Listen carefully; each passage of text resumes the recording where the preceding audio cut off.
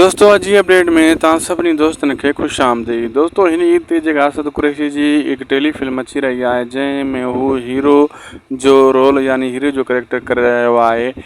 तव्हां खां हिकिड़ो सुवालु कंदासीं, असद कुरैशी हिन उमिरि में हिकु हीरो जो रोल करे सघे थो? छा अञा उन खे हीरो जो रोल ॾियणु घुरिजे या कंहिं विलन जो या कंहिं मतिलबु हीरे जो पीउ जो रोल ॾिनो वञे? ऐं हिन में त हुन हीरो जो रोल कयो आहे यानी हिकु मेन करेक्टर जो किरदारु अदा कयो आहे। हीअ त इहा टेली फिल्म ईंदी ऐं कुझु ॿियनि फिल्मनि जा बि अचण जा इम्कान आहिनि ऐं पापनगर ड्रामे जो बि इम्कान आहे। ऐं तव्हां पंहिंजी कमेंट सेक्शन में क़ीमती राय खां असांखे आगाह कजो त तव्हांखे छा थो लॻे असद कुरैशी जो हिन दौर में, छो त हुनजी उमिरि एज वधी चुकी आहे ऐं हिन एज में हीरो टाइप मुश्किल आहे। माण्हुनि खे सुठो न लॻंदो। वरी बि तव्हां पंहिंजे जेको आहे न कमेंट सेक्शन में असांखे ज़रूरु ॿुधाइजो। शेर सिंध जेका टेली फिल्म अची रही आहे या कोई ॿियूं, उन्हनि में उनखे हीरो जो किरदारु करणु घुरिजे हा या न, या इन खां पोइ बाद में हीरो जो किरदारु असद कुरैशी करे या न? तव्हांजी छा राय आहे? छो त